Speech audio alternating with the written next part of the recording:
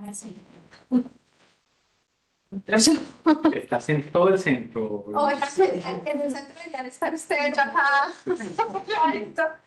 Pero bueno, bienvenidos y bienvenidos al encuentro de charlas, este ciclo de charlas sobre los abordajes críticos de la violencia. Para nosotras es muy emocionante abrir este ciclo.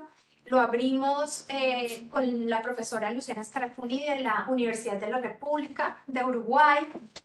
Y es un esfuerzo de 3 grupos de investigación que están aquí vinculados con esta gran pregunta sobre cómo abordar estas violencias desde articulaciones novedosas.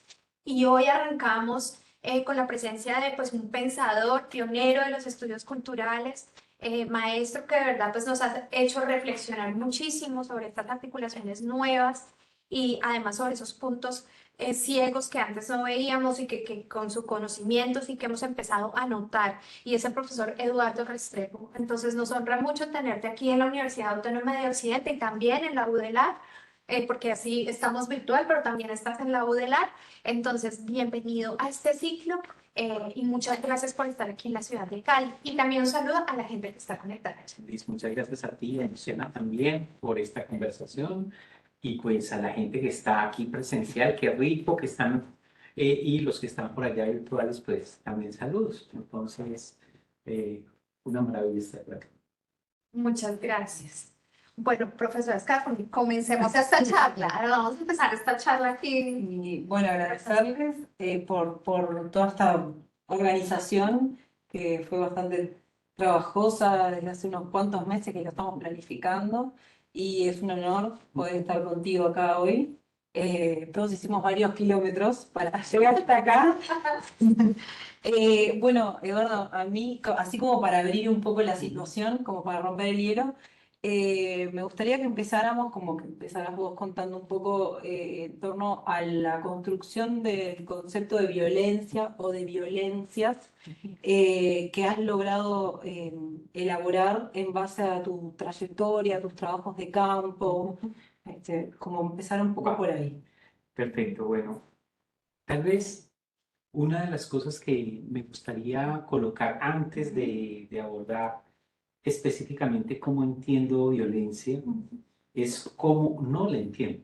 Y precisamente una cosa que a mí me ha llamado mucho la atención, sobre todo como en los últimos años, es un concepto de violencia asociado a cultura, precisamente por la invitación, que es una invitación para hablar sobre cultura y violencia, o violencia y cultura. Es la idea de la cultura de la violencia. Entonces, el concepto de cultura de la violencia que circula, por ejemplo, en el informe de la Comisión, que circula en ciertos sectores de la academia, que circula en el imaginario social, es un concepto que a mí me parece como muy problemático en varios sentidos. Primero, porque es un concepto que piensa a la cultura como un asunto moral, o sea, es una concepción moral de la cultura.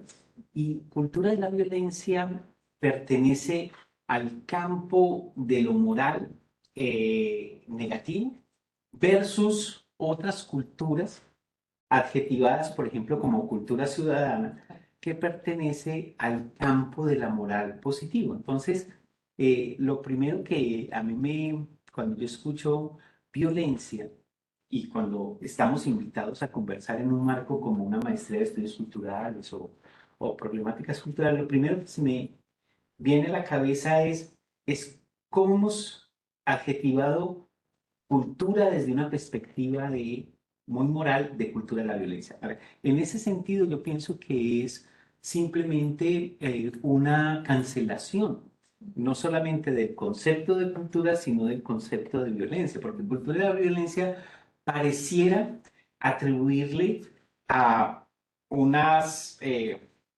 esencialidades o a unas sedimentaciones culturalmente establecidas, la violencia, y cultura de la violencia se opone a cultura de la paz. Cultura de la paz es buena, cultura de la violencia es mala. Entonces, eso es lo primero que me preguntaría. Y cómo podría pensarse violencia en clave de cultura.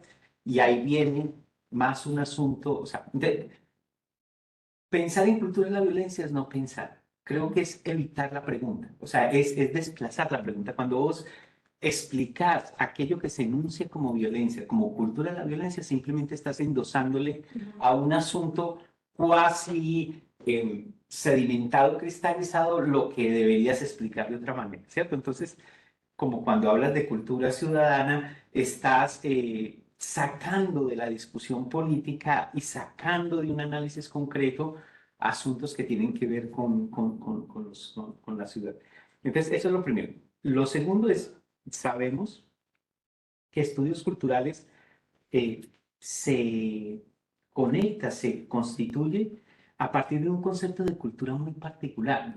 Y el concepto de cultura muy particular es aquel que piensa la cultura más como prácticas de significación. Entonces, es la materialidad de lo cultural. O sea, no es simplemente la dimensión de significado, por supuesto que es la dimensión de significado, pero dimensión de significado en su materialidad, en sus prácticas y en su articulación con las relaciones de poder. Entonces, cuando ustedes me invitan a mí, vamos a pensar violencia y cultura en el marco de la maestría, yo dije, lo primero que voy a decir es que esto de cultura de la violencia es no pensar, eso es simplemente caer en un lugar común, en una moralización de la cosa. Esa es la primera idea. La segunda es, bueno, y entonces, ¿cómo la pensamos? Y creo que para pensarla habría que trabajarla desde prácticas de significación y relaciones de poder. Ahora, en concreto, varias cosas que a mí me han llamado la atención fuertemente con el concepto de violencia. Primero, su historicidad. Cuando uno es viejito, eh, uno se acuerda cuando el concepto de violencia no era un asunto con tan mala prensa. Y cuando el asunto de violencia se pensaba más densamente y se pensaba más complejamente. Por ejemplo, uno puede encontrarse Los Condenados de la Tierra, el primer capítulo de Condenados de la Tierra es sobre violencia, y la lectura que tiene Fanon de la violencia es una lectura muy distinta de la que nosotros ahora hemos naturalizado. Nosotros ahora hemos naturalizado una versión de eso, de la cultura de la violencia como algo, la violencia como negativo, como algo que hacen unos individuos medio patológicamente, cosas. O sea, hay como una especie de descafeinización de lo que es la violencia en términos históricos y de lo que puede significar, para traer otro autor, el Raymond Williams, con las estructuras del sentir, esa historización. Entonces, a mí me impacta como Fanon, por ejemplo, plantea la violencia como un asunto emancipatorio, como la posibilidad incluso de, de, de tramitar una violencia constitutiva del colonialismo. La única posibilidad de hacerlo es precisamente en una clave, en un lenguaje que pasa por la violencia. Obviamente eso a los chicos de ahora les suena raro. Y eso lo es, pero es, lo que quiero señalar, estemos o no de acuerdo con Fanon, es que en los años 60, 70, eso tenía otras implicaciones, había otra, entonces violencia está profundamente entramado en la historización. Hay otro ejemplo que a mí me encanta, que además está en la web, una respuesta que le da Angela Davis a un periodista francés. Ella está en la cárcel, pues por todo el proceso que le hicieron precisamente por su militancia en las Panteras Negras y por haberla asociado a este caso de este chico que mata, llega con una escopeta y mata a algunos. Bueno, entonces, el asunto es que ella está en la cárcel y el periodista francés le pregunta, bueno, ¿y ustedes en las Panteras Negras por qué avalan la violencia? Y a mí me encanta. La Ángela no lo puede creer, o sea, no lo puede creer. Además es una época donde se podía fumar y ella está fumando ahí, o sea, las cosas cambian. Estoy haciendo énfasis en la historización precisamente del asunto y ella lo mira como, o sea, ¿no me estás hablando a mí de violencia? Y le empieza a contar lo que fue su infancia y su adolescencia en Alabama, donde les ponían bombas, y donde los papás se tenían que armar para que no los colgaran y todo eso, donde es una mujer es de la diáspora, ha sido es de hija de esa esclavización. Me estás hablando a mí de violencia, o sea, tú me estás preguntando que si nosotros avalamos la violencia, que si nosotros queremos la violencia. O sea, tu pregunta lo que me pone sobre la mesa es que no tenés ni idea de lo que es la experiencia de alguien, de una mujer o de un hombre negro en los Estados Unidos. Entonces, esto yo lo traigo, está en la web, está incluso traducido, me parece preciosa esa respuesta. Lo quiero traer por el segundo elemento que quiero mencionar, porque yo siento que nos falta entender esa historización de las estructuras del sentir. Están asociadas a cómo nos imbrincamos o no, cómo nos interpelamos o no con la noción de violencia. Entonces, eso me parece muy importante. Fanon, Angela Davis y muchos otros autores nos invitarían a pensar más históricamente lo que eso puede significar y lo que eso implica para alguna gente. Eso es lo segundo. No voy a hablar mucho, pero otra cosa y después de la conversación. Empezamos bien. Pero lo tercero que quiero decir es que siento que la idea de violencia está muy aplanada en nuestra articulación teórica y en nuestra imaginación política, en varios sentidos. Primero porque creo que lo pensamos simplemente como una agresión física entre individuos. Incluso patologizamos la agresión física entre individuos. Creemos que hay unos violentos, unos vándalos, que disfrutan por sus traumas y porque son una exterioridad de la sociedad y de la política, disfrutan haciendo esas cosas y por eso tenemos que reconciliarnos. Y creo que hay una lectura muy aplanada de la cosa. Y a mí me gustaría, por ejemplo, pensar en clave Foucaultiana el asunto de la violencia.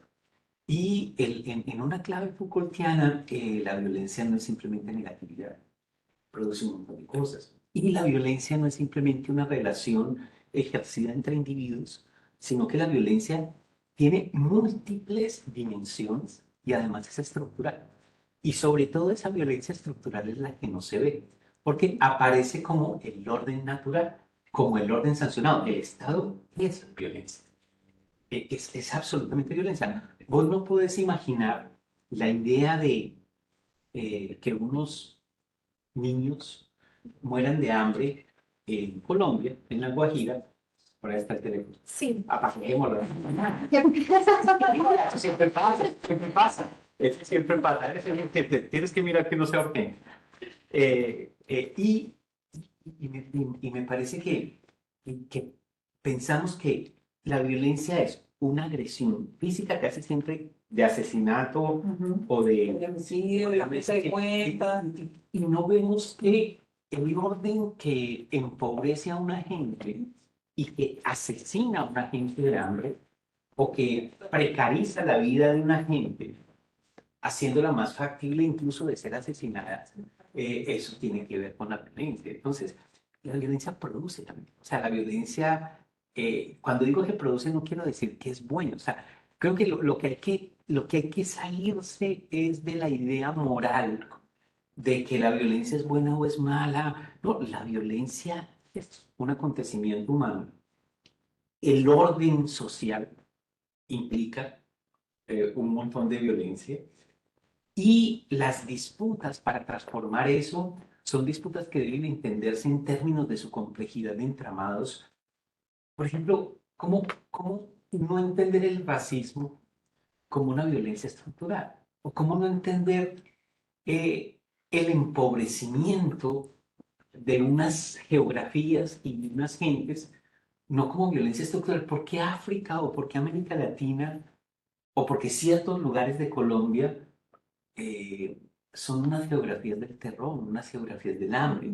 ¿Eso por qué? Entonces, esa sería la tercera cosa que me gustaría como plantear. O sea, incluso esa idea, esto es Benjamin, pero esto lo ha trabajado un montón una historiadora preciosa, una de ciencia política, María Cristina Rojas, en Colombia, como el deseo de civilización, el deseo civilizatorio implica necesariamente la imposición, el asesinato, la esclavización. O sea, o sea, eso de pensar la violencia como una exterioridad o una anterioridad de la civilización, de la cultura, es una cosa, pues, no solamente en Benjamin, sino No. también en términos históricos. Entonces, esa sería la tercera cosa que me gustaría como insumo para pensar el asunto.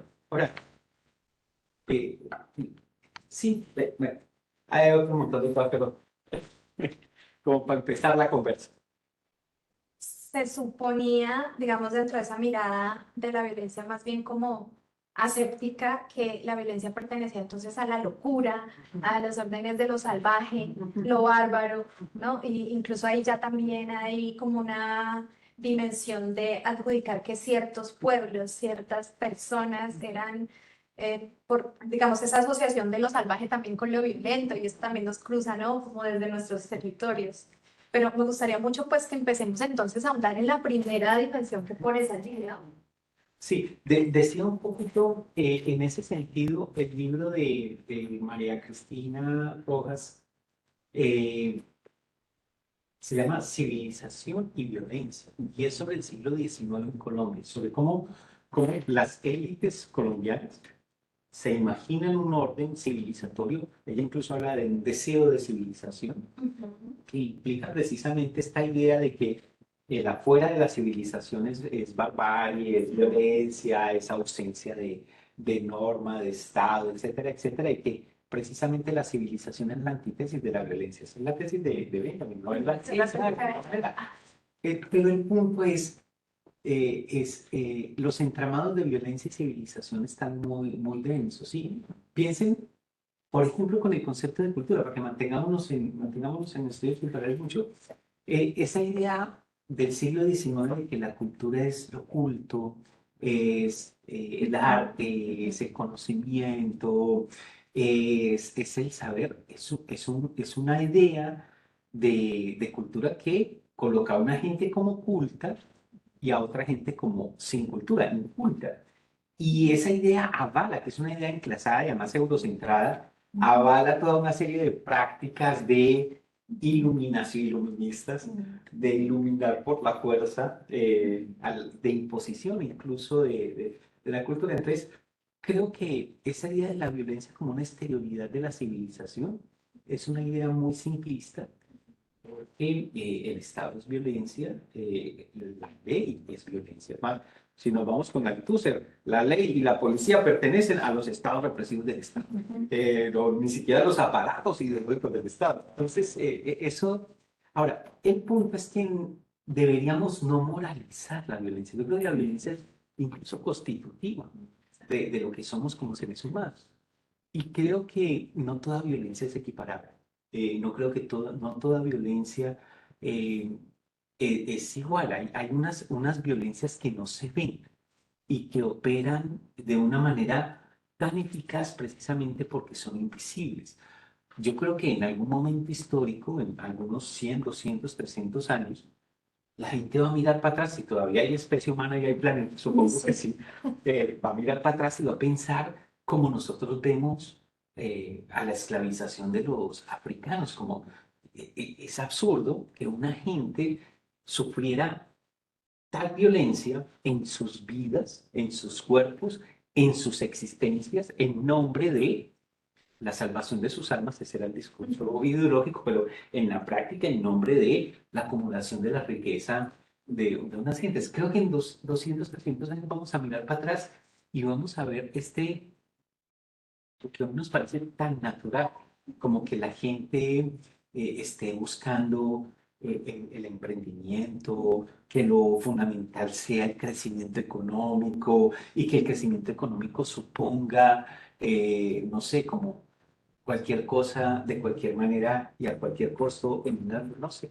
Entonces creo que nosotros estamos constituidos por una serie de violencias invisibles, que son violencias que matan gente también, y matan mucha más gente de las que o sea, porque a veces nos centramos con la violencia Sí. de las criminalidades Sí, explícitas, sí. pero la legalidad No. está constituida y salta. Ahí vos dijiste algo, hablaste de, sin ninguna duda, pasamos por un montón de cosas. Pero si hemos saltado de no. Sí, sí, eso se trata. Pero la violencia es constitutiva de América Latina, o sea, nos atraviesa en un montón de sentidos.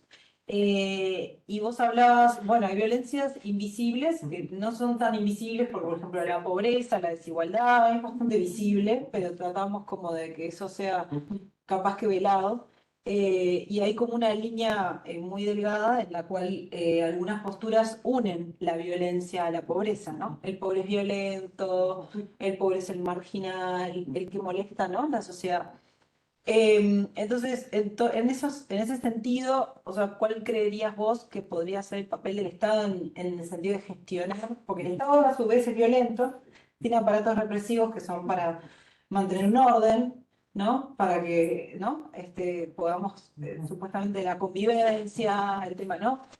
¿Cuál creerías vos que sería el papel que debería tener el Estado en gestionar la violencia, a su vez gestionar el vínculo entre lo cultural, lo violento, ¿no?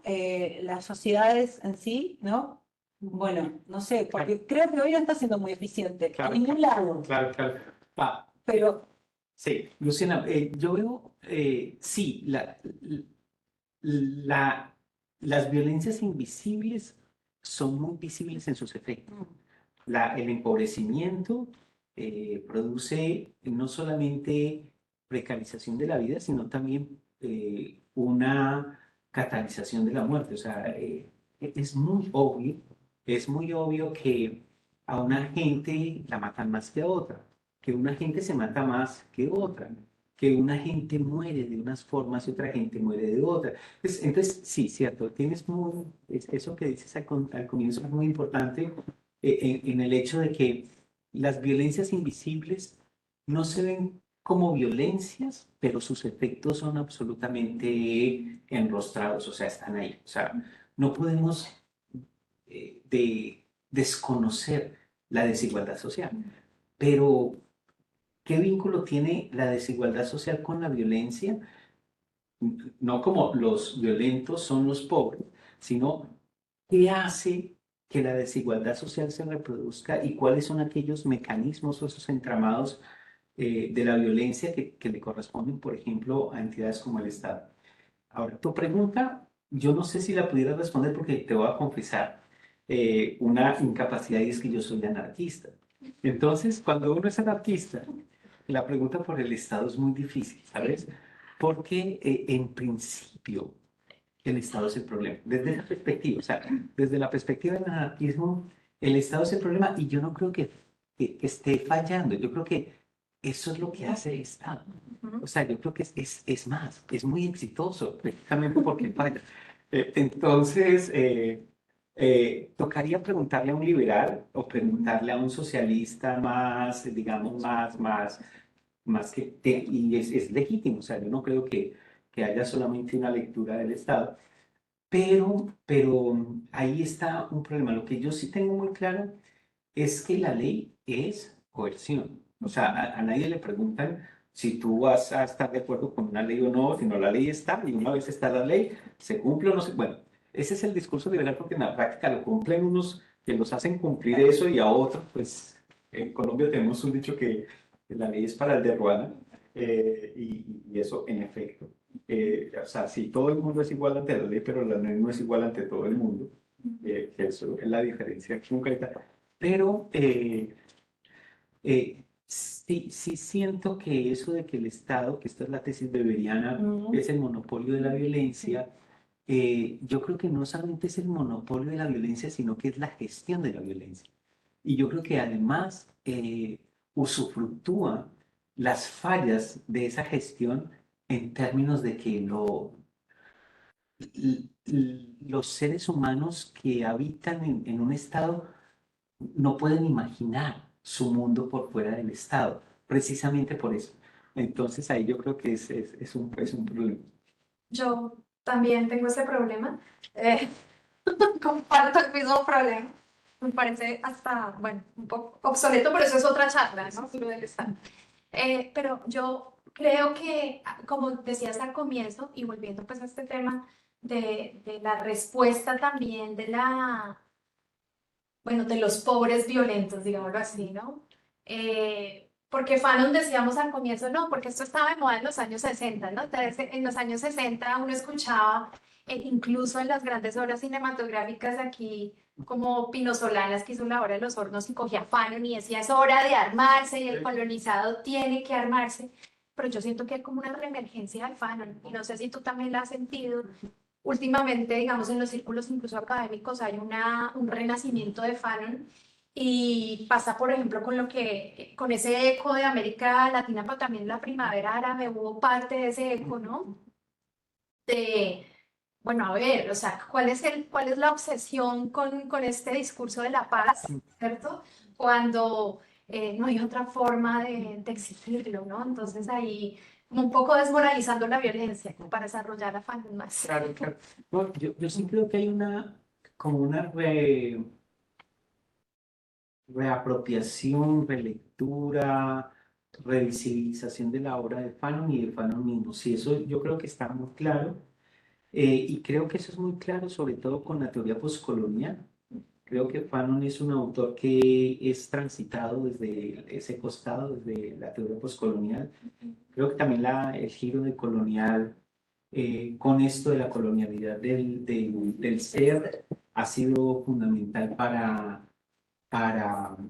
releer o para posicionar a Fanon. Entonces, sí, yo creo que Fanon es un autor que de alguna manera se había dividido como en los 80 y que en los 90, 2000 empieza a ser leído mucho, incluso en el establecimiento anglosajón y ahora últimamente en el establecimiento francés, o sea, como más, sí, más así. Y en América Latina se lo ha leído ahí. Ahora, lo de la violencia, yo siento que es un quiebre generacional, o sea, yo creo que la idea de la violencia es algo que cada vez más es, es difícil de escuchar, porque cada vez más hay un énfasis en la idea de la tolerancia, un énfasis en la idea de la reconciliación, un énfasis en esto de que no hay que avalar los odios de clases, los odios raciales, que los individuos debemos estar en paz con nosotros y de esa manera estar. Y creo que ese digamos, es una impronta que pasa por entender la política como un reclamo de derechos. Y entonces los movimientos sociales son reclamos de derechos y la política es entendida como un asunto de unas singularidades que se posicionan en términos de lo público para plantear unas transformaciones muy puntuales. Pues todo esto para decir que siento que el Fanon que escribió es un Fanon de otro momento histórico, de un momento histórico donde la gente estaba haciendo la revolución y donde la gente estaba en luchas anticoloniales con fierros, no teorizando en la academia el descolonialismo. No, es otro momento histórico, sí, hay que entenderlo. O sea, y no es el asunto de la nostalgia de que, ay, ese momento era mejor, sino que son distintos, hay que entender. Y yo creo que hay cosas muy valiosas de ahora y hay otras cosas que uno pudiera tomar distancia, sobre todo uno que es viejito, porque también con Fierro se hicieron muchas cagadas, o sea, tampoco hay que hacerle una porquía a esa cosa. Además, la violencia no son simplemente los fierros, No, es no. algo que Exacto, estamos o sea, pensando. ajá, ya vamos, a los abordajes críticos. Sí, sí, sí, en muchos sentidos. Dale, tú No, dale. bueno, a mí todo esto que estás hablando me encanta porque en la Academia Uruguaya, Fanon, viste que es y no es. Ujú.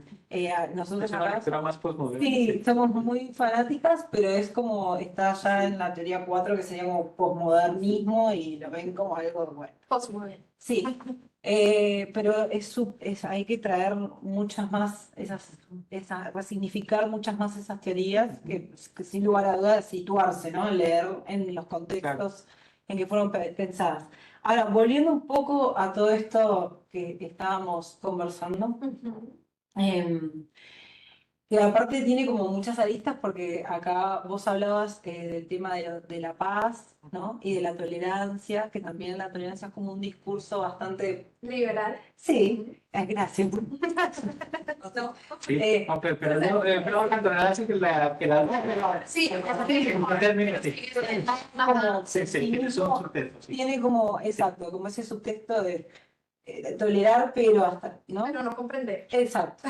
Entonces, ustedes ahora tuvieron un proceso muy fuerte con los acuerdos de paz, esa transición que no fue, que se instauró como un discurso transicional, pero muy transicional es como difícil.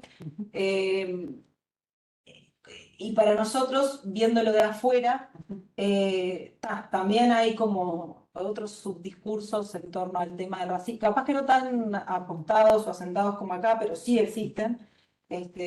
Tuvimos un discurso hegemónico estatal del tema del no hay indígenas, de que no teníamos negros, no sé qué, todo eso que se lo fueron poniendo, ¿no?, a los niños desde la escuela, y en realidad después viene todo como una resignificación valorativa de comunidades que se vuelven a reetnizar o que traen de vuelta ciertos valores, ¿no?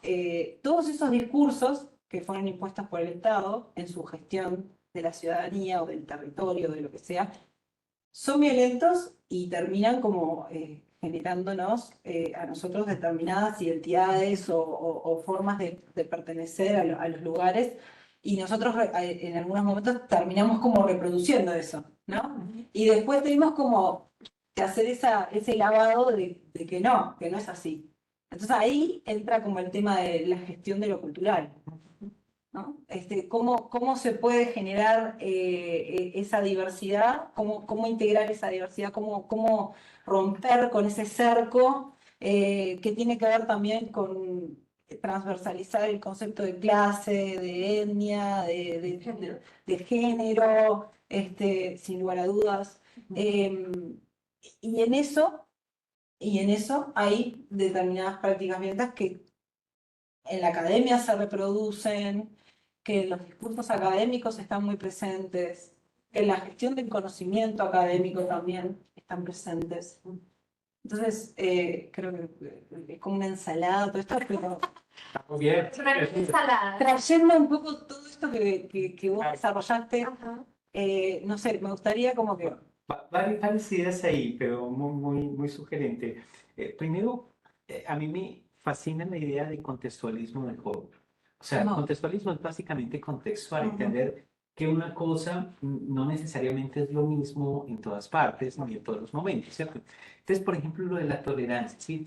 Es muy distinto, pienso yo, un argumento y una práctica de la no violencia en el movimiento de los derechos civiles en Estados Unidos en un contexto particular, aunque había gente como Malcolm X que no estaba de acuerdo con eso, que un discurso de la no violencia desde unas élites acomodadas que además no entienden cualquier problematización de su privilegio. Entonces, creo que el asunto de la no violencia, la tolerancia y la paz habría que mirarla en contextos específicos. Tal vez en algún momento incluso la violencia armada puede ser relevante y en otros puede ser absolutamente irrelevante, ¿cierto? Pues eso de contextualismo radical, la primera idea creo que es una cosa muy importante, no solamente de Paul, pues yo señalo a Paul porque ando enamorado de él, pero eso es un asunto de la etnografía, sí, sí, eso es de la antropología también. Claro. Perfecto. Entonces está este punto primero. Lo otro que me parece muy relevante pensar es Pierre Bourdieu tiene un concepto que a mí me encanta y es el de poder simbólico y violencia simbólica, que creo que por ahí se puede conectar con lo que vos estás pensando, Luciana, y es que eh, o sea, no todas las violencias son simplemente agresión física, hay violencias que son violencias, digamos, estructurales y hay violencias que pasan por la dimensión epistémica y otras incluso que pasan por cómo entendemos y hacemos el género, por ejemplo, o la raza o la clase, esas cosas. Entonces, la noción de poder simbólico en Pierre Bourdieu es fundamental porque él la entiende como aquella capacidad de, de posicionar, de hacer más fuerte una manera de leer el mundo, de entenderlo, incluso unas categorías con las cuales se entiende y se piensa el mundo. Yo creo que ahí sería el vínculo más profundo entre violencia y cultura. Si queremos mantener el concepto de cultura, aunque a mí no me gusta mucho, ya después hablamos de eso, Sí, sí, sí. pero el vínculo más profundo es... Ustedes están en los estudios culturales. Vamos con la pelota. Sí, sí, ahorita lo discutimos. Pero sabes que es desde la antropología, desde el Sí. costado de la antropología donde se le ha tenido más crítica el concepto Sí. de cultura. ¿Verdad? En estudios culturales es más difícil conversar con los colegas sobre eso, porque unos estudios culturales sin cultura, o sea, vos les volás la cabeza. O sea, Como que entonces. oye, entonces, ¿Qué hay? ya, pero bueno, nos llevaría a otra conversación larga. Pero el punto que quiero decir es que el vínculo más profundo entre violencia y cultura estaría por ahí, por la idea de que existen unos principios de inteligibilidad, una manera de leer, de entender, de comprender y también de entripar el mundo, donde unas maneras de entenderlo y de sentirlo se posicionan como la manera, como lo que es el mundo.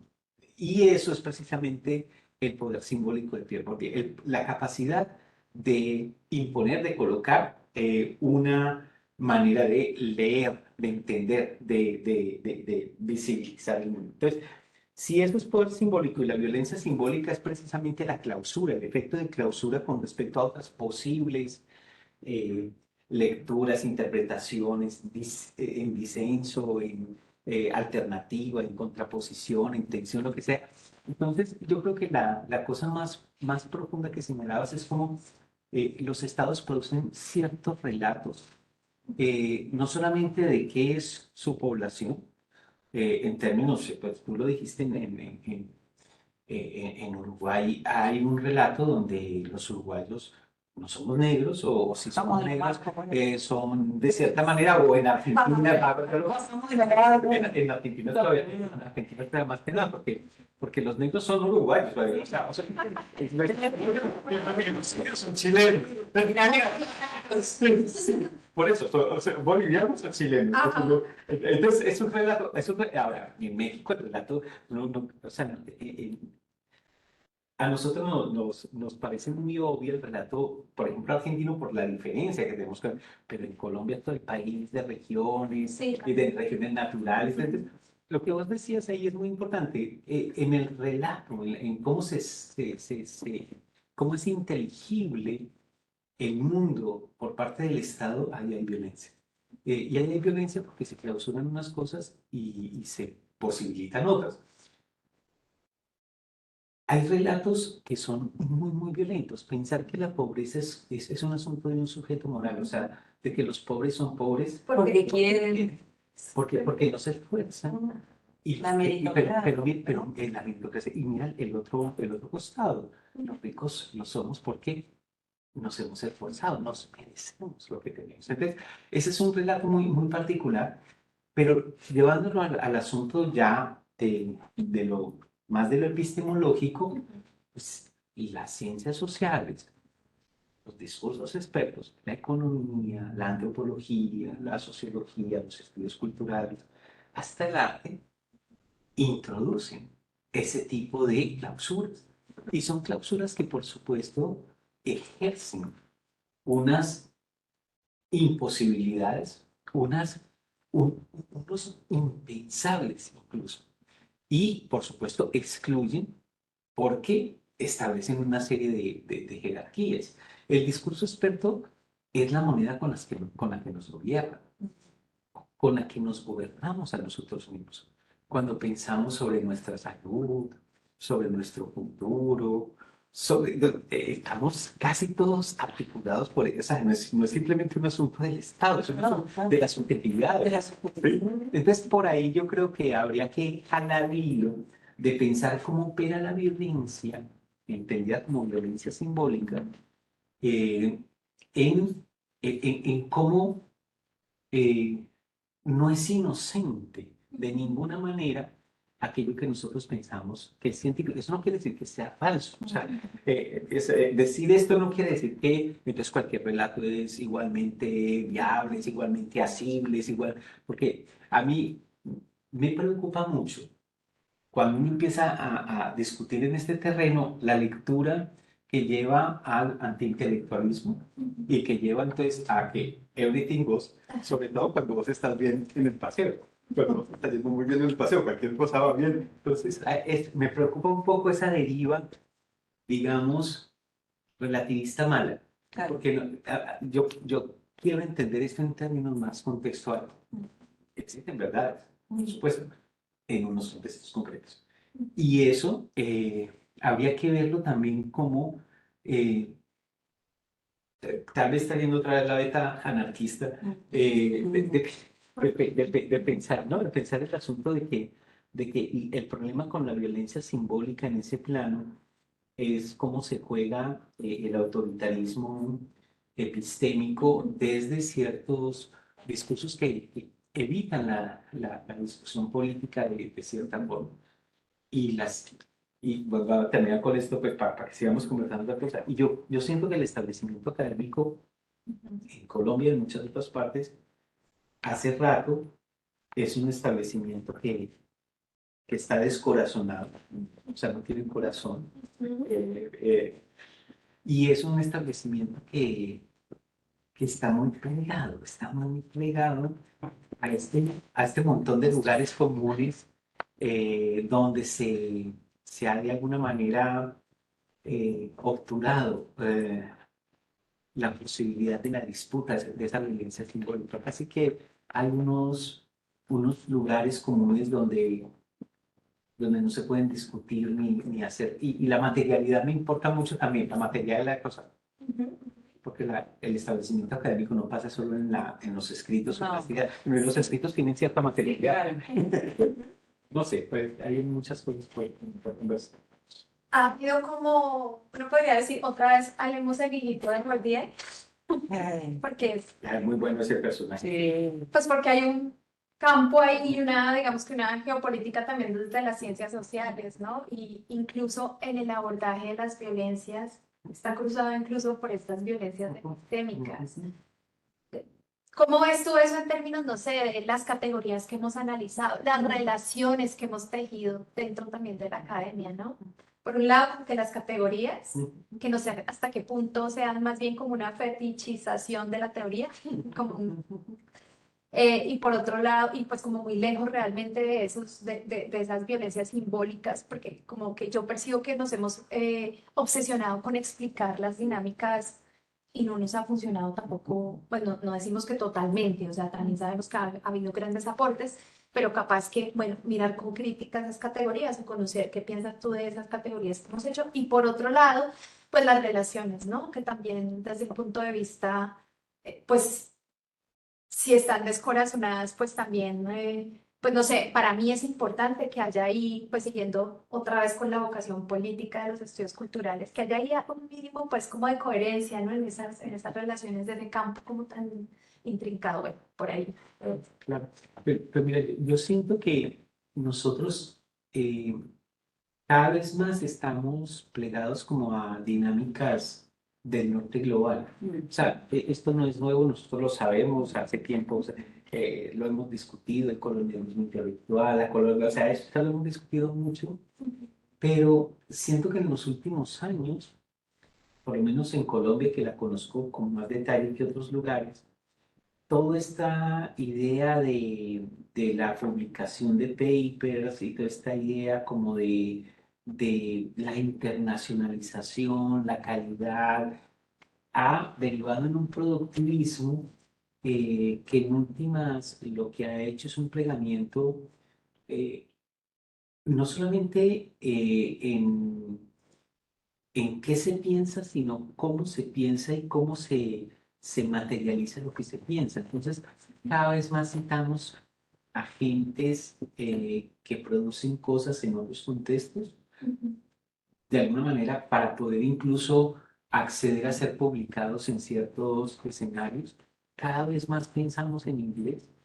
y cada vez más pensamos en el formato de paper y cada vez más estamos orientados a producir papers.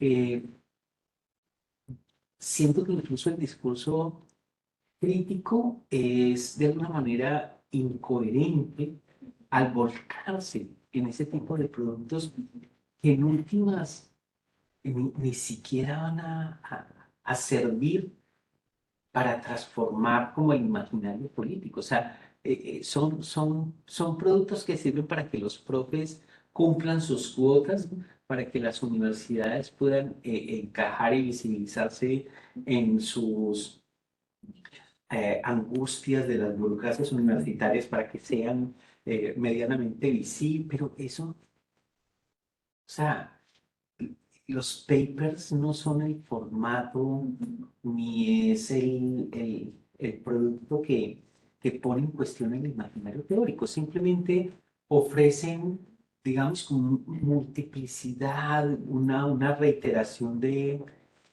cosas, Uy, atentado.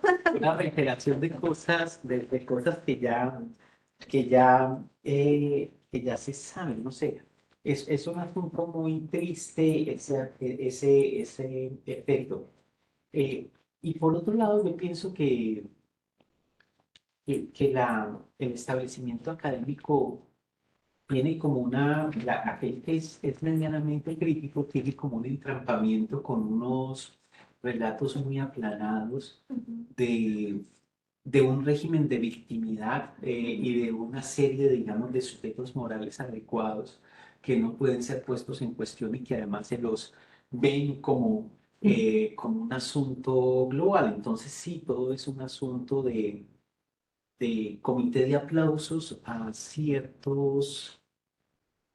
los movimientos sociales, a ciertas cosas que se suponen que son buenas de entrada. O sea, yo veo esa doble cosa. Pero por un lado, cada vez más estamos escribiendo y pensando en la modalidad de papers en inglés con autores que tienen ciertas prioridades.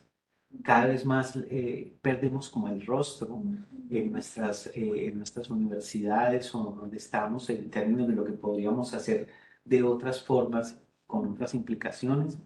Cada vez más estamos en esa economía política del conocimiento donde unas cosas son relevantes y otras cosas no lo son. Pero por el otro lado, uno ve, por ejemplo, informe de la Comisión de la Verdad o lo que escriben los colegas sobre la guerra en Colombia, sobre el conflicto, sobre el narcotráfico. Y son un montón de lugares como, o sea, sí, ya sabemos quiénes son los buenos. Pero ¿y entonces? Dame más. Sí, o sea, tanto que sí, porque uno se encuentra algunos colegas, esto por mi cercanía con el campo de los estudios afrocolombianos. Sí, que es un campo que está, que la gente afro no está, que la racialización, que los blancos, que tal, y que las mujeres. Bueno, y lo que viene es igual a lo que dicen los otros, y entonces, un poquito, yo creo que estamos enfrentando una pobreza en la imaginación teórica y política impresionante, porque las universidades dejaron de ser espacios para pensar. Es mi opinión. Sí, Yo estoy totalmente de acuerdo con lo que estás planteando, Eduardo. Nosotros ahora justo allá en la Academia Uruguaya está habiendo toda una discusión en torno a las publicaciones y a los papers y a cuánto tiene que producir un docente, dónde tiene que publicar, y todo es como hay que comunicar los resultados de las investigaciones a medios internacionales. Porque uno se gana, por ejemplo, pero no somos de Kenia, no somos de Estados no tengo ni idea. No, claro. Unidos. Cualquiera. Medios internacionales son los regionales, por ejemplo. También son No, para eso no importa. No, Tienen, no que, vale. tienen que estar en Cuba. Eso está empezando. Sí. A mí me encanta cómo desarrollar. No, es como cómo nos va moldeando la academia en términos a la productividad, ¿no? Hoy hablábamos, por ejemplo, te comentaba de las apuestas metodológicas que uno puede tener para abordar la violencia o las violencias o los fenómenos que están que tienen que ver con, que rozan la categoría de violencia junto con otras, y las evaluaciones que uno recibe en determinados lugares, ¿no? Que evalúan proyectos de investigación y más de lo que sea, en torno a las decisiones metodológicas que los docentes tomamos desde lugares políticos, porque consideramos que esos abordajes deberían ser distintos a cómo han venido, como vos planteás, ¿no? Ahora, eso tiene un costo. Vos lo sabés mejor que yo. Eso tiene un costo y hace que uno termine, a veces incluso como pseudo marginalizado de algunos espacios de discusión, donde están corriendo otras formas de abordaje que tienen que ver con eso también. Pero son como las legítimas porque citan todos estos autores de estas academias, de Gringolandia, todo eso, y los citan. Y tienen bibliografía internacional. Entonces ahí hay una disyuntiva entre dónde nos vamos a parar. ¿Sabes Ok. qué? ¿Sabes qué? Una cosa que me he preguntado yo Mm. es, cuando yo empecé a estar como cercano al establecimiento académico en Colombia, la antropología en Colombia, eso no estaba, eso no existía. O sea, a principios de los años 90, la gente no pensaba en esos términos. Mm. Había otro tipo de criterios para pensar lo que era una buena o mala antropología, lo que significaba un trabajo valioso de alguien, sí. Entonces, por supuesto, estaban incluso las publicaciones, pero no de esa manera y no en esos términos, ¿sí? Siempre se pensaba que la publicación era importante, pero no necesariamente se pensaba en la publicación como un asunto único, ni como un asunto que tenías que estar en el formato paper, ni como un asunto para que lo lean, y eso es entre comillas porque no lo van a leer en otro lado. Sí, entonces, me he preguntado mucho qué fue lo que pasó para que esto pasara. Y además, ¿por qué nos pasó a nosotros? Que supuestamente somos personas que hemos estudiado asuntos que nos habilitarían para pensar más complejamente lo que podría significar esta geopolítica del conocimiento. Por ejemplo, si un bacteriólogo o una bacterióloga le hablan de internacionalización, probablemente como en tanto bacteriólogo no va a entender necesariamente que eso tiene que ver con ciertas geopolíticas del conocimiento. Pero a un sociólogo, a un historiador, a un antropólogo, pues, obviamente sabe que la internacionalización no es incolora, insabora, inolora, sino que está en inglés y está de ciertos términos. Entonces, el asunto no es tan inocente. Entonces, la pregunta es, ¿qué nos pasó? ¿Y por qué nos dejamos meter ese gol? ¿Y cuál es nuestra responsabilidad como individuos en que eso sucediera? ¿Cierto? Entonces, en Colombia la historia es muy concreta, tiene que ver con conciencias, uno puede ver ciertos momentos concretos, ciertos intentos de disputa, eh, pero el resultado que tenemos ahora no es un resultado único de Colombia. Tú lo estás planteando para Uruguay, está en Argentina, está en México, en Chile es impresionante, es impresionante. Eh, a mí me hacen un contrato y me dicen, te vamos a pagar, no muy mal, por un tiempo bastante bueno, para que publiques 4 artículos en Cuba. Los artículos pueden ser de la relación entre el oso polar y las hormigas rojas, no importa. No importa si tiene que ver o no con Chile, si afecta o no a Chile. Cuarto, es un asunto de la burocracia académica y la burocracia en general se tomó hace mucho rato lo que es la universidad, lo que es el establecimiento educativo. Lo que importan son asuntos de cienciometría. No importa qué, no importa los efectos de eso en el mundo, no importan los efectos de eso como dicen. Es más, a los docentes, la docencia no importa. Lo que importa es esa otra cosa. La evitan, de hecho. Es que sí, la vida, es más, Que piensa no mira que sí, y piensan que es un castigo. Sí. O sea, Ajá. entonces el punto es, ¿qué sucedió en el mundo para que esas cosas tan absolutamente ridículas sean lo que constituye nuestra cotidianidad? Por eso, ahorita yo decía, la universidad dejó de ser un espacio para pensar hace rato, y también dejó de ser un espacio para enseñar, y también dejó de ser un espacio para crear, y también dejó de ser un espacio para divertirse, para gozar. La universidad se ha consolidado como una fábrica de títulos y como una asignación de salarios para una gente que está muy angustiada en resolver ciertas demandas de la burocracia académica de turno. Esto se murió hace rato, esto es un cadáver. Exacto. Esto es un cadáver. Ahora, De acuerdo. nosotros hemos sido responsables, somos viejitos. Están entrando al mundo. Están entrando al mundo. Viejitos somos los responsables. Es un centro comercial con salones. De acuerdo, y además uno escoge títulos y además uno puede escoger dos o tres simplemente para y ya. Entonces, pero la universidad no era eso. En los años 90, o sea, no tenemos que irnos para los 70. Allá había muchos problemas, pero era otra cosa. Se trataba de otra cosa. Eso ya dejó de ser. Y eso tiene que ver con violencia. Porque es que eso reproduce una serie de privilegios y eso reproduce una serie de insensibilidades, de perder el corazón con las cosas.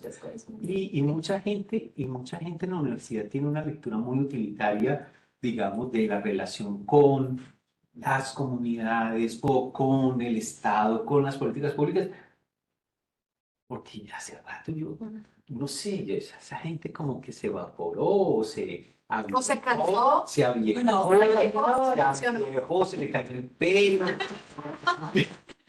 Entonces, pero es, en serio. La cortaron. No, se cansó. Yo creo que se perdieron, o sea, creo que perdieron como que las pasiones se fueron perdiendo.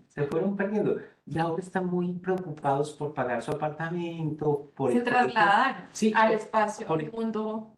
pero eso es, el mundo también existía. O sea, antes había que pagar el colegio de los chinos también, antes tocaba, bien, o sea, y ¿qué pasó? Yo no sé qué pasó. ¿Cuándo la gente que supuestamente es crítica, que supuestamente tiene sensibilidades políticas, que supuestamente ha leído un montón de cosas, cuando esa gente se perdió?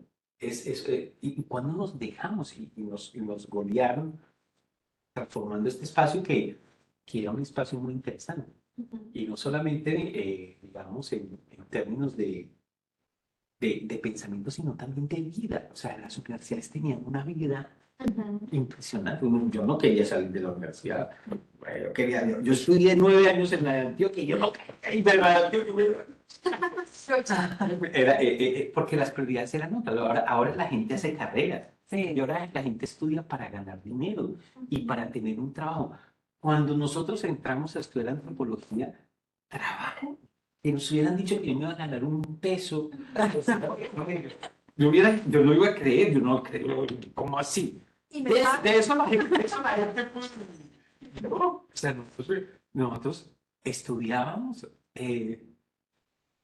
por muchas otras cosas, o sea, no sé, yo creo que eso ya se perdió y los profes estaban y no tenían títulos de doctorado en Harvard ni nada de eso, pero vida, tenían unas Ni siquiera tenían trayectorias, doctorado. ni siquiera pregrado, o sea, y algunos ni escribían, porque el problema Era la clase, la clase, la vida, la conexión. era la con las lectura, cosas, sí, era caminar. era mucho rollo, sí, y eso se perdió. Y por supuesto, que yo siempre fui muy crítico de la idea de que cualquier cosa valía, ¿no? Yo creo que es importante entender mejor el mundo y hay que trabajar la teoría, hay que trabajar la investigación. y hay que publicar. O sea, yo pienso que una investigación, si no se pone en público, si no se publica, está en la mitad. Pero eso no significa en papers, eso no significa en inglés, eso no significa para que me paguen por 4 en un año. Es muy distinto, las cosas, es otro mundo, estamos en otro mundo ahí. Y es un mundo donde la violencia se reproduce por otros lados. Es una violencia más cosmetizada, pero más fuerte, Eso más la agresiva. paga, eso la Sí, a eso me refiero, sí, es cosmetizada, pero es impresionante. O sea, Es más hegemónica. piensen nomás en entrar a esta universidad, eso que una gente puede, o sea, físicamente una gente puede entrar y otra gente no. Claro. O sea, físicamente, o sea, eso, como, ¿qué hace que esto es privado? Sí, pero privado, ¿y por qué es privado? No, no sé, o sea, ¿y por qué lo público, por ejemplo, en Colombia, en Uruguay no tanto, Uruguay es impresionante. La idea de lo público en Uruguay es muy distinta de la idea de lo público en Colombia. Aquí, no sé, por ejemplo, que nos hayan vaciado la idea de lo público. Y no estoy pensando en el Estado, ojo, que está hablando un anarquista. Sí. Lo público, está hablando del Estado. Porque en México lo público es el Estado. No, no, lo público, por ejemplo, que no lo hayan vaciado en Colombia, eso es violencia. Eso es bien porque nos evitan incluso gozar de otras maneras en la vida. Entonces, no sé, está por ahí la cosa. Bueno, bueno, no sé, yo, digamos, me quedo pensando como en esas violencias, ¿cierto? Entonces están estas violencias epistémicas, estas violencias simbólicas, y se nos perdió la imaginación. ¿Cómo hacemos? Porque, ¿cómo hacemos para volver a imaginar? O sea, sobre qué podemos, ahora sí, otra vez de manera anarquista, pensar darle la vuelta y ver cómo en unas escalas pues más humanas, más pequeñas, más cercanas, digo yo, a tejer esa ocupa académica. ¿Verdad? Sí, como ¿qué te imaginas? En términos latinoamericanos. Sí, bueno, o también más que latinoamericanos, pues también de los otros, o bueno, Bueno, no sé, sí. y de aquí también del contexto colombiano, me parece. Pues yo pienso que hay cosas importantes que uno debería no hacer. Por ejemplo, yo creo que hay espacios a los que uno no debería ir. Por ejemplo, El Laza, el resistencia a Laza. No, porque eso tiene muchas implicaciones y Sí. mucha gente le camina a eso, ¿cierto? Ajá. Ahora, yo creo que hay muchas otras cosas que no se deberían hacer. Por ejemplo, yo siento que no deberíamos dar clases sin tener autores y autoras latinoamericanos o amigos cercanos, porque nos guste, no por acción afirmativa, sino porque nos guste, porque alimente nuestro pensamiento. Sí. Si nosotros seguimos enseñando cursos con unos autores que están establecidos por un canon, que además es un canon problemático, esto no quiere decir que no los leamos. No. O sea, Sí, o tenemos que sea, seguir leyendo a Benjamin. Benjamin, No, bueno. o a Gramsci, Sí, a Gramsci. o toda esa gente. Ah. Por supuesto que sí, el asunto no es que son los únicos, ni que hay que leerlos como si fuesen verdades establecidas y como si ellos fueran los únicos autores. Deberíamos enseñar clases enseñándole a los estudiantes que ellos son autores. O sea, que los autores no son solamente esos, sino que son muchos y además que los estudiantes son autores. Entonces, eso sería otra cosa que sería importante. Lo tercero es buscarse la vida de otra manera. Y entonces que uno no dependa. O sea, no, que a uno no lo puedan chantajear. Sí, O sea, que uno tenga, eso es una idea, no es que uno autónomo. sea autónomo en términos económicos, que el decano, la decana, el rector, la rectora no te digan, es que si no haces esto, te echamos, que no estés siendo un pusilánime porque te pueden echar y porque tu vida y tu materialidad depende de ti. Ese es un asunto de maestro, maestra, tengamos otras condiciones materiales de existencia, o si dependen tus condiciones materiales de existencia de eso, que sea suficientemente kamikaze como para ser libre de decir, Está vivir sin miedo. esto es lo que decía la Nina Lo que decía la Nina Simone. Nina Simone, su cuerpo. Para la academia, eso es famoso. Sí, la academia para la relación Es no tener miedo. Ella decía, ¿qué es la libertad? No tener miedo. Sí. Eso es la libertad. Es más, eso es Hegel, eso es fan.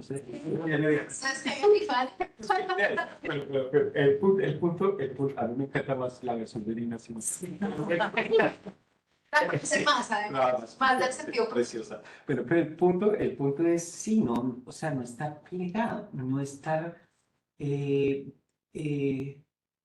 como temeroso o timorato de hacer cosas, porque entonces lo pueden echar a uno. A mí en la Javeriana me impresionaba, la gente andaba preocupada porque lo pudieran echar.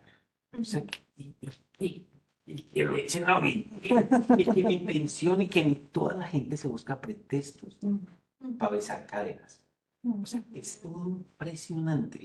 Los pretextos, todos. Además, muchos y muchas, y buscan, siempre hay un pretexto para no pararse. Entonces, eso sería otra cosa que habría que hacer. Eh, otro elemento es como que hacer asuntos por iniciativa propia y si confluyen con el trabajo que uno está haciendo en una universidad bacana. Y si no, demoras. O sea, entonces, que lo que uno haga no sea un asunto que a uno lo mandan, sino que sea de uno que puede confluir o no ahí. Y ojalá lo rebase y ojalá esté en dinámicas y en ritmo, no sé.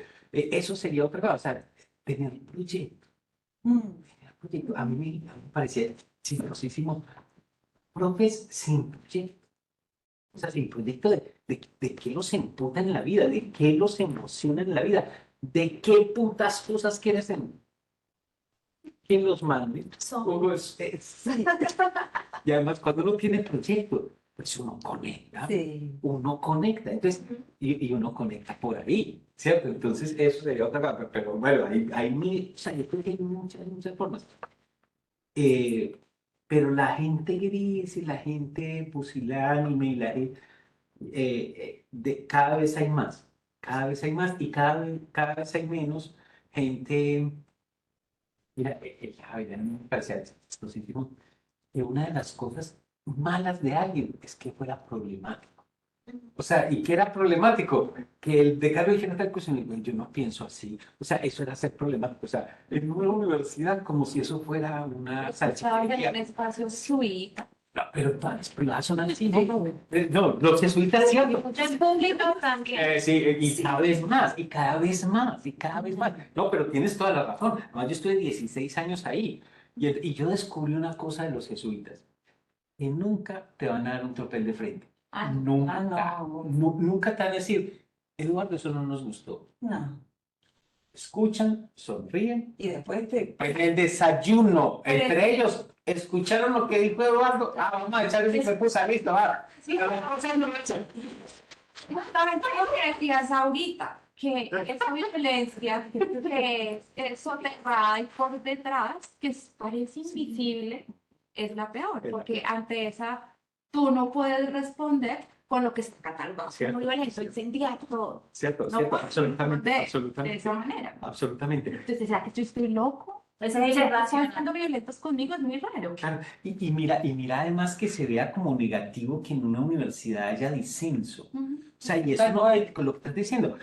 Seguro que en la Javeriana pasa eso, pero cada vez más, en más universidades, eso se impone. Incluso en asuntos como, o sea, yo puedo entender que, bueno, la gente que hace química, de pronto entienden la química como una cosa más científica, pero la gente que hace sociología por lo menos tiene o ciencia política o antropología o trabajo social.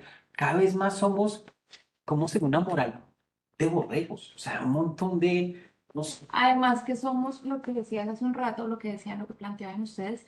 Yo soy estudiante no de la maestría acá, sino en Pereira, Y lo que yo sentí, mi experiencia, yo abandoné, o sea, terminé materias y hasta ahora retomé mi trabajo de grado, lo estoy intentando, pero sentí que era que para validar tu conocimiento tendrías que volverte una sucursal de un pensador que ya esté validado. Entonces, yo quisiera preguntar, y soy muy atrevida por meterme. No, es Eso es, bienvenida. Es cómo pasar del mundo de las ideas y de evitar volvernos sucursales, que el formato nos dice que nos validan ciertos autores.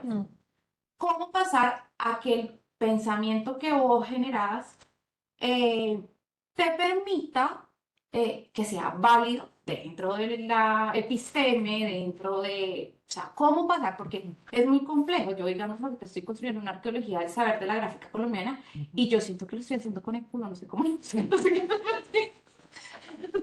Ajá.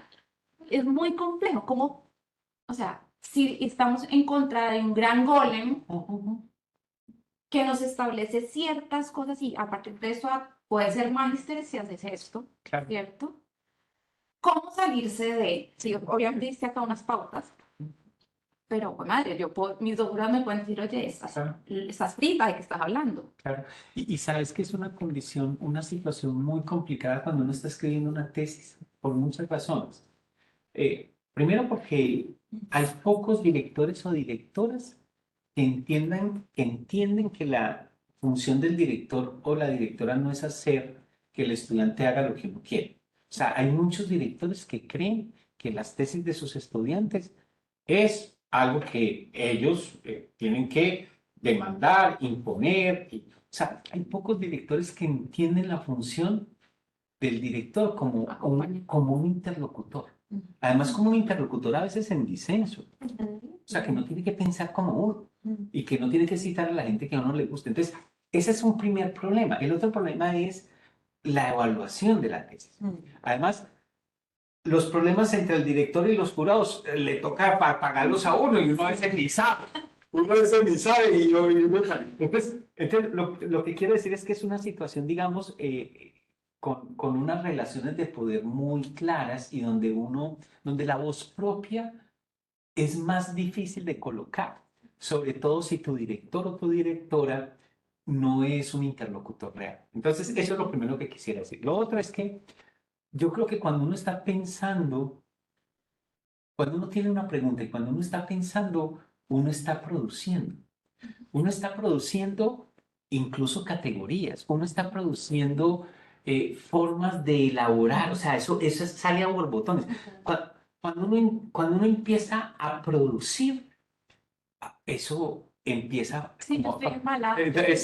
Sí, ahora, en concreto, yo te doy un tip así, poner citas que no son citas.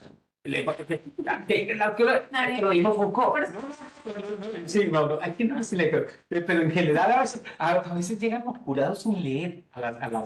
Miren, yo tengo alguien, no voy a decir el nombre. Es una evidencia. Voy a decir el nombre, no voy a decir el nombre. Que en una reunión de profesores, y yo se la monté años por eso, una reunión de profesores dijo y se quiso burlar de eso y le costó, y yo siempre la ataqué, que no leía las tesis de sus estudiantes. Ah, buenísimo. Y yo siempre, o sea, como hasta que una vez me dijo, Eduardo, por favor, Ya no más. no me, y yo soy un montón, pero lo dijo, además tengo testigos, porque pero el punto que quiero decir es pone citas, sé borgiana. ¿Sabes Borges? Sí. Sé borgiana. ¿Cómo no? Sí, sé borgiana ahora como estrategia. Sí. Sé borgiana, o sea, y también déjate afectar. Digamos, yo lo que estoy haciendo es que estoy interpretando, entonces mi interpretación puede estar cargada de un montón de cosas que Pero traigo en mi siempre- cabeza pero- exquisito, Pero, sí, pero siempre es así. Siempre No es hay así. otra. Así es, así pasa. Nosotros leemos así. Lo que pasa es que mucha gente no se da ni cuenta que eso está pasando. O sea, ¿cuál es el verdadero Marx? O sea, existen múltiples maneras de Conexiones, interpretar. Ahora, no cualquier cosa puede ser Marx. O sea, si yo digo que Marx está argumentando que la Internet, obviamente no. Sí, pero entonces leer es eso, leer es pensar. Entonces, sé borgiano. y trabaja estratégicamente eso por lo primero que te dije. Ahora, después de que tengas la tesis, eres autora, and so what?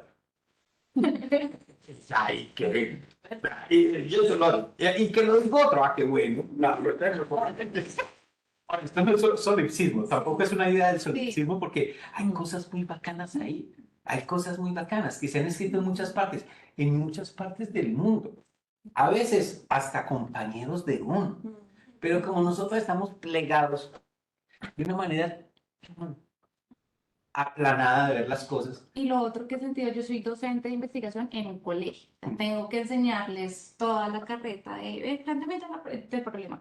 Y siento, o a mí se me ha vuelto, me encanta porque son chicos de 16, 17 años, pero siento que es una cosa muy mecánica, ¿no? Como lo plantea la institución, es como, bueno, la pregunta, entonces, vuélvalo un verbo infinitivo, entonces ya es como, Eso no es otra pero forma. es horrible. Sí.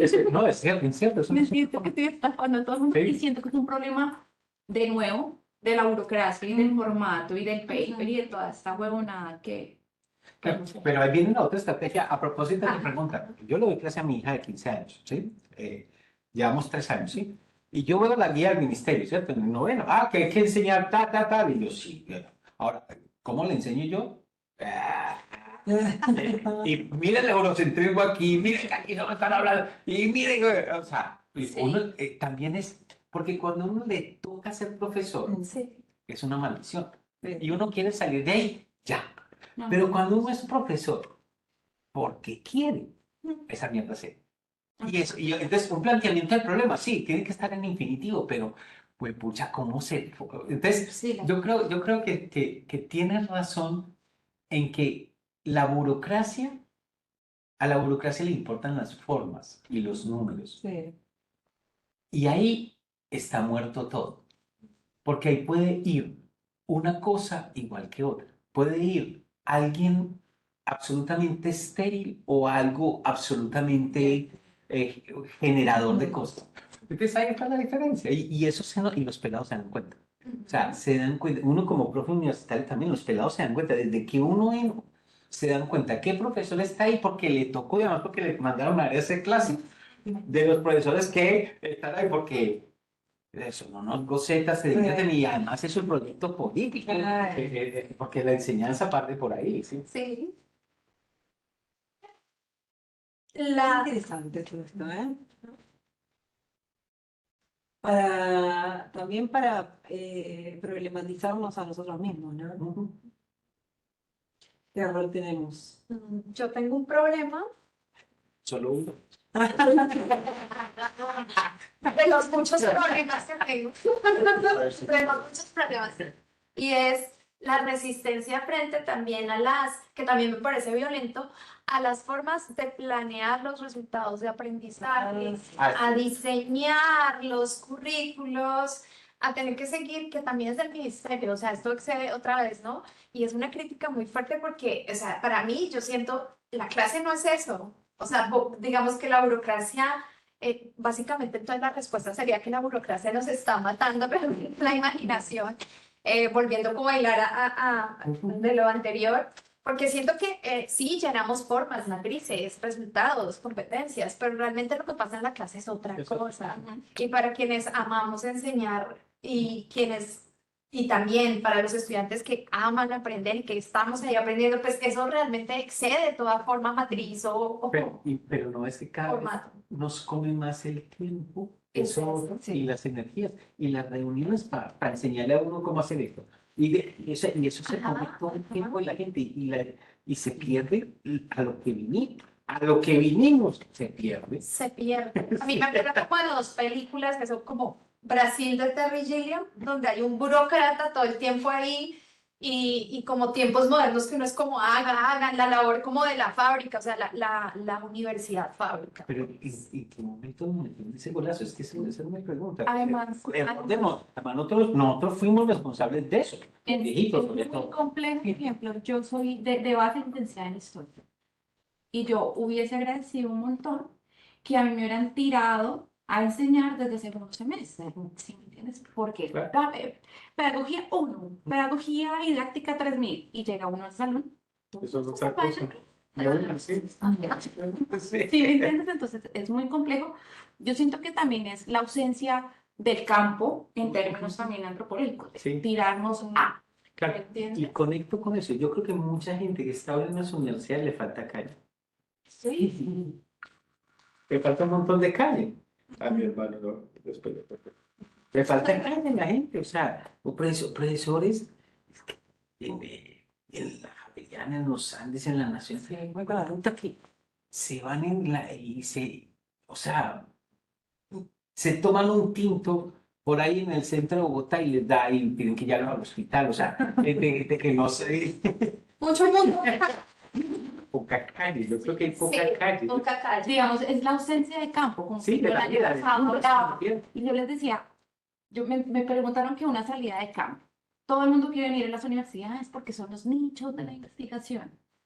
Yo quería ir al fucking mariposario. Sí. Pero profesora, es que usted es de economía, ¿cómo así? Yo quiero ir al mariposario a que los chicos vean realmente el mundo, ¿cierto? Ajá. Y que a partir de allí ellos produzcan ideas económicas y que esté todo anclado a la sociedad y a la cultura, tal. No, no fue posible. No hubo salida al mariposario. Sí, porque no hacía parte de tu campo. Claro. Se puede, que hay que firmar 10 formatos porque es muy difícil Porque llevar a los menor de estudiantes. edad, por Sí. orden del ministerio, usted necesita un Ajá. profesor por cada 10 estudiantes. Claro. Entonces es un drama. Y además hay otro problema. Hay otro problema. Los papás. Bueno, sí. A nosotros, chinos. Ahora los papás están ahí. Sí. Madre. Me parece que esas son las violencias invisibles, sin hablar de una que también es importante ver y es pues las relaciones que se tejen también al interior de la academia en términos de raza, género, o sea, lo que pasan las académicas, ¿no? Que también es, y las estudiantes. Entonces eso también, digamos, es como unos silenciamientos que también muchas compañeras han analizado y que hacen parte de esas violencias invisibles. El que cuando veamos las plantas docentes no vemos, por ejemplo, o sea, es una academia tal como nuestra sociedad blanca, blanco mestiza y patriarcal. Y burguesita. Y burguesa, burguesa, es una élite. Por eso, o sea, Ajá. vos vas a antropología, Ajá. la gente que es visible, que publica, los que son profes en la universidad, son gente burguesa, gente bien.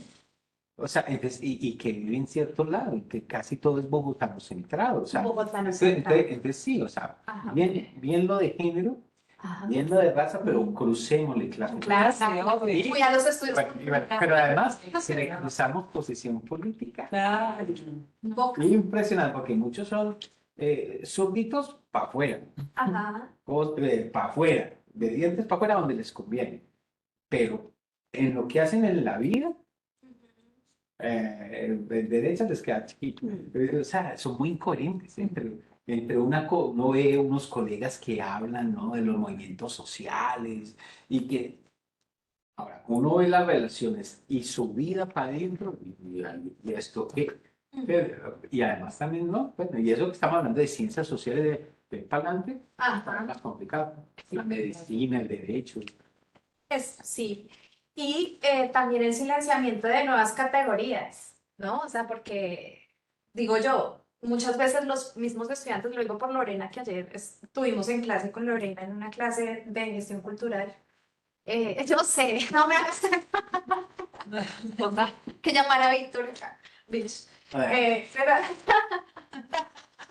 Es Pero una no, materia de la maestría que se llama gestión cultural. sí, Ok. hay una asignatura que es más gestión cultural.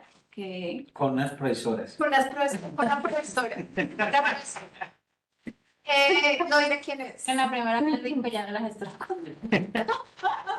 Está bien, está bien. Es honesta. Pues por lo menos. Y en ese sentido, pues nada, en la clase surgen muchas categorías en la conversa. Muchas veces incluso los estudiantes de pregrado salen con unas elaboraciones teóricas dentro de la clase, pero claro, como que esas categorías son totalmente silenciadas en esa academia y también me parece que es otro Claro. invisible de las violencias. Todo lo que venga así de abajo, no, o sea, todavía entonces esta forma de poder como tan tradicional está en la academia, Tan vertical, ¿no? tan vertical, entonces, Y es autoritario. autoritaria y absolutamente eficaz pues para este sistema de clases, ¿no? Pero ¿cuál es nuestra responsabilidad ahí? O sea, yo entiendo, por ejemplo, que uno está entregando una tesis y uno está, pues, pucha, en unas condiciones de subalternización y paga uno muchos platos rotos. La rollera ya no sirve. Sí, pero La ropa. yo siento que, ¿cuál es nuestra responsabilidad como profes Ujú. en invitar a leer las cosas, en invitar a hacer otras cosas, en presentarles un autor burlándose del autor? O sea, como no, que no se lo crean. Además, lo maravilloso que es. O sea, uno cómo puede presentar a Foucault de una manera solemne. Uno tiene que presentarlo, pero mire este man y después piensa esto y mira las contradicciones. O sea, uno cómo puede, no sé, como heroizar o solemnizar. Sí, sí. Con excepción de Hobbes. Todos los-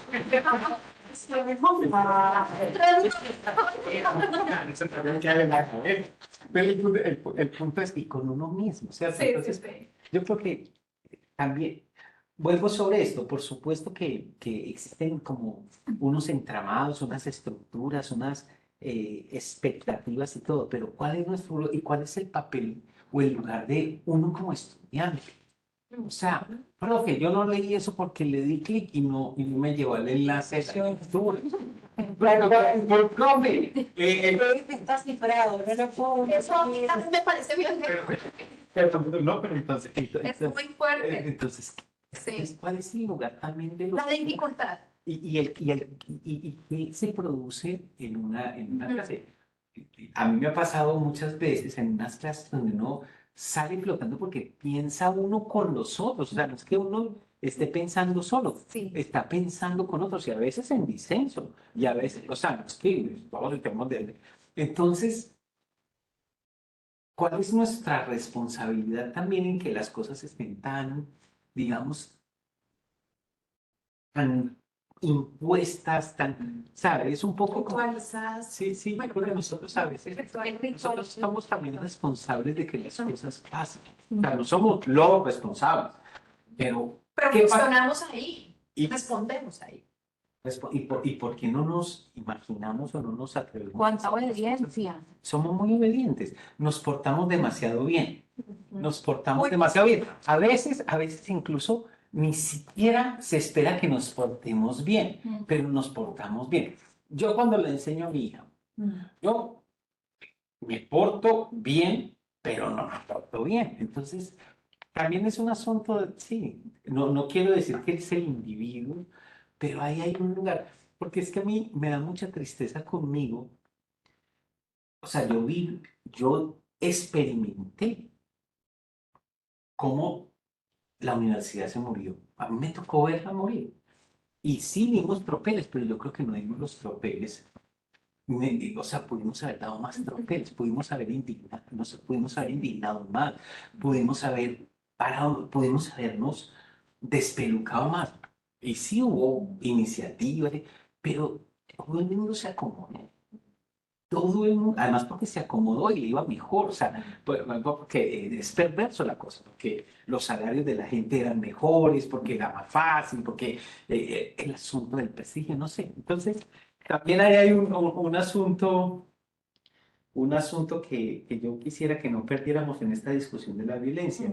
¿Hasta dónde nos plegamos y hasta dónde podemos interrumpir desde la violencia misma? Es que la violencia no es mala necesariamente, o sea, Pues sí, es parte Es de que la lo, acción humana. exacto, es que lo que Es planteabas condición al humana. principio, que tú decías que la conceptualización desde lo moral y lo bueno, lo malo, yo siento que es una suerte de deshumanización y una suerte como de conformismo y una suerte de tibieza, ¿si me entiendes? O sea, yo me he leído como los informes de la verdad, pero exacto, llegan como a un espacio en que uno dice, ajá, bueno, sí, está bien, claro.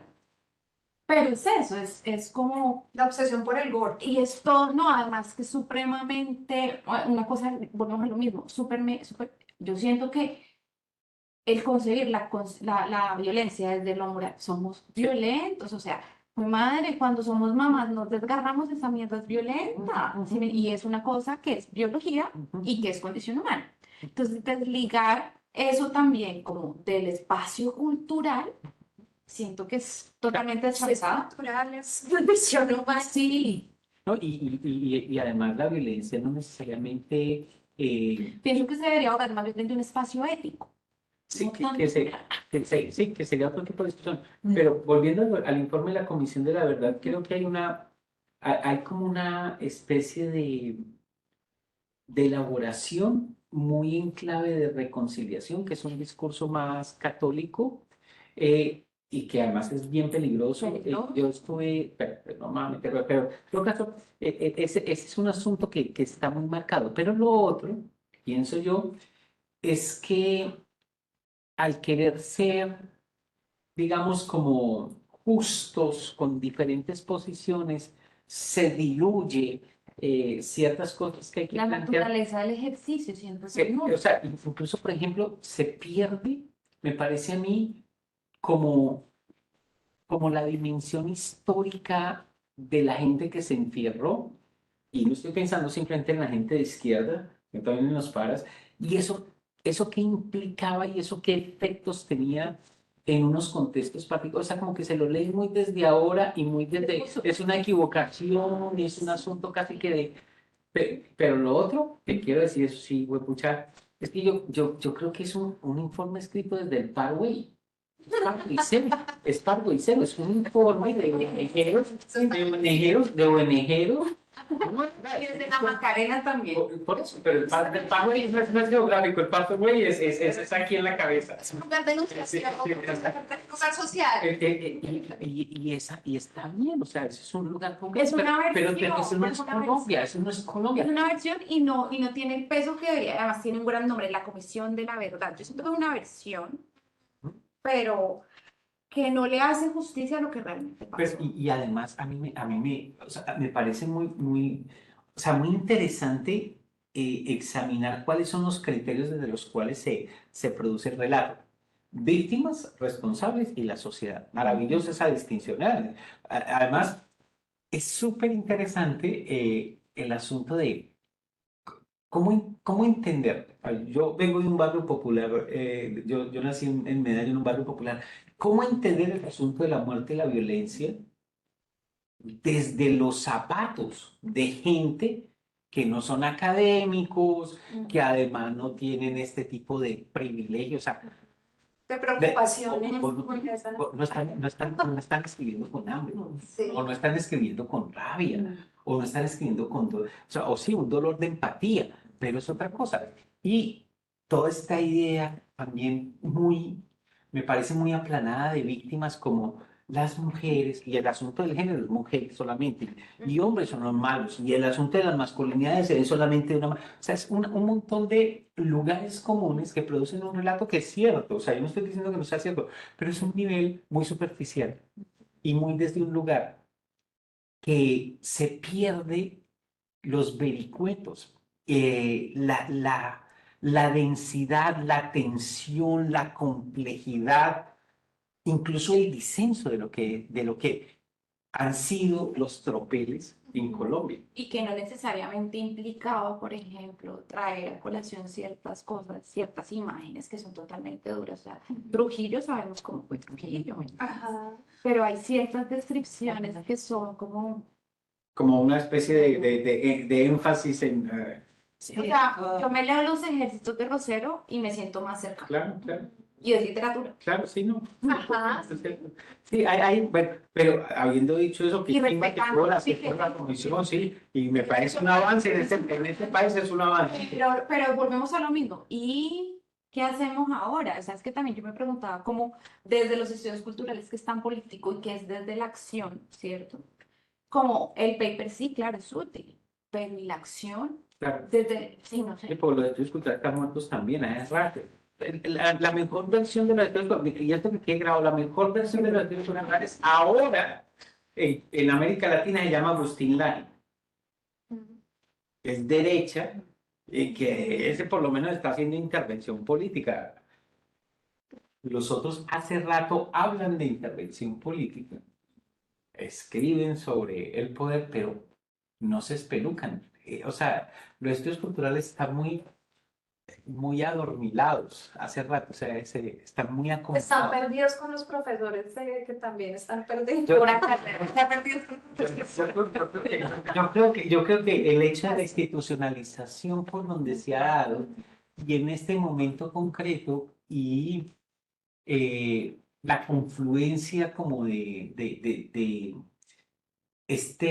digamos, la pusilanimidad, de la posibilidad del universo académico ha llevado a que los estudios culturales, pienso yo en Colombia, eh, Muy bien. Pero pues entonces toca hacer, hay que Espabilar. espabilarlos, despertarlos, ¿no? sí, cierto que sí. Hablar más, o más bien, irse más a la calle.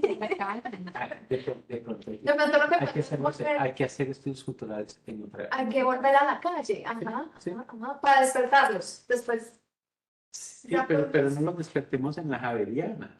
O sea, yo creo que también hay ciertos lugares que no van a dar, o sea, Claro. no van a, no sé. Y eso que no estaba hablando mal de los Andes, pero es peor que la pero ok, ya empezamos a hablar de los Andes, son las 4 de la tarde. Vamos a ir. Vamos. Para ir redondeando. Sí, Sí, dale, dale, Lucía. Me intimida un poco todo esto. Ah, quizá. perdón. No, dale. No soy una persona de los medios. Lo mío más perfil bajo. La verdad que empezar los diálogos con esta inauguración es un lujo. Bueno, llevar toda esta discusión también que circule un poco, difundirla y que además de los estudiantes de allá también puedan acceder a este material es otro lujo también que nos podemos dar frente a estos privilegios que estamos hablando. Y en base a todo esto que vos nos planteás, bueno, sin duda la academia en general me parece que tiene muchos desafíos, ¿no? Como para no adormecerse, como para mover un poquito la situación y no dejarse solamente llevar por esas corrientes mainstream o de publicación que están muy asentadas y que es una discusión muy fuerte en todas las academias en América Latina, teniendo en cuenta que las situaciones de producción de conocimiento son muy desiguales. Porque no es lo mismo estar en una universidad pública que en una privada, no es lo mismo estar en algunos puntos o algunas ciudades de América Latina que en otras, no se produce en las mismas condiciones, Sí. los recursos no son los mismos y el acceso al conocimiento no es el mismo. Así como para ir cerrando, nosotros el año pasado tuvimos una huelga muy grande en la universidad, porque tenemos un gobierno de derecha que hizo un recorte muy fuerte a la educación pública, porque lo público, como vos decías, es despreciable, y obviamente la impronta es lo privado, y lo digo en una universidad privada, pero bueno. Y eso generó como un recorte muy fuerte en los salarios docentes, pero la matrícula de la universidad creció, se triplicó en la pandemia, creció muchísimo. Entonces, las condiciones de producción de conocimiento no son las mismas en la Universidad Autónoma de Occidente que en la Universidad de la República del Uruguay, que en la Universidad de los Andes, que en la Universidad Católica del Uruguay, incluso. O sea, son distintas las condiciones de producción. Y me parece que eso también hay que problematizarlo. Entonces, cuando van especialistas de otros lados a decir, bueno, ¿cómo hay que hacer, cómo tienen que hacer los docentes para publicar? ¿Y en qué revistas tienen que publicar? Sí, pero venís de Estados Unidos a decirme cómo tengo que publicar de Uruguay, o de Colombia, o de la Universidad del Cauca, o de donde sea. O sea, ¿cuál es el contexto ahí que está por detrás que vos no estás reconociendo? Eso es violento. Y creo que todo esto que hablamos acá, que me encanta que haya salido también esta charla, me emociona, es muy importante como para establecer determinadas cuestiones críticas para que los estudiantes incluso y los mismos docentes que están ahí como plegados y en el discurso hegemónico empiecen como también a ver un poco algunas otras cosas también que circulan. No todos son curas. O sea, Mm. Para mí ha sido un gusto poder hablar con ustedes y con los que se han conectado, con los que están acá presentes. Y bueno, nada, agradecer el espacio. Creo que lo importante es como generar esto, ¿no? Generar esta situación que nos interpele y nos diga, bueno, sí, estamos todos como en determinados ámbitos de privilegio que en definitiva tenemos que reproducir determinadas cosas, pero ¿cómo lo vamos a hacer? Ahí creo que está la diferencia. Entonces, Como raro, Gerardo me dejó otro raye. sí. Ahora, hoy en los rayes que deja Eduardo. Y el raye que tengo ahora es cómo hacemos para volver a ampliar la imaginación Ah, sí. en nuestra universidad, cómo hacemos para que la universidad vuelva a ser un espacio de goce, cómo hacemos para que la universidad vuelva a ser un espacio de pensamiento y cómo hacemos para pues volver a la calle, estar menos en la universidad, o más bien hacer la universidad en la calle. Salir, pensarnos, tener calle mundo, volver a traer a Benjamin, pero actualizarlo también con los propios pensamientos de los estudiantes, con el corazón de los pueblos ancestrales, con las sabidurías de la calle, mejor dicho. A mí me obsesiona eso, quisiera saber y quisiera como que el nuevo rayo mío es entender y como promover pues que la academia pues espabile, yo, sí, una academia despierta y viva. Entonces, gracias, Eduardo. No, con todo gusto. Gracias a ustedes por la invitación. Gracias. Está muy rica la conversa. Bueno, gracias. Entonces, pues como vamos a seguir en estas conversas, la siguiente conversa es el martes, ¿El 8? el 8, y vamos a hablar con dos mujeres muy especiales también para Luciana y para mí, Mónica Espinosa, quien ha estudiado profundamente Quintín Lame, Sí. los procesos pues, Nariño-Cauca y sobre todo el registro de las emociones, ¿cierto? Sí. Y también Elizabeth, ¿no? Elizabeth Gómez. Elizabeth Gómez. Sí, también va a hablar desde su lugar de estudios de género. Bueno, tienen un trabajo sobre el amor y la violencia que me parece muy interesante poder traerlo acá también, una interpelación desde ese lugar, desde el feminismo crítico. Y bueno, son dos conversatorios, el de Mónica de mañana, de 9 a 11, y el de Elizabeth es en la tarde, de 2 a 4. Todos van a tener acceso por Webex y van a quedar registrados, obvio. Así que están todos invitados. Bueno. Chao. Chao. Chao. Eso. Ay, no hablamos con la gente que estaba acá. Ay, Es la grabación. gracias, qué mal.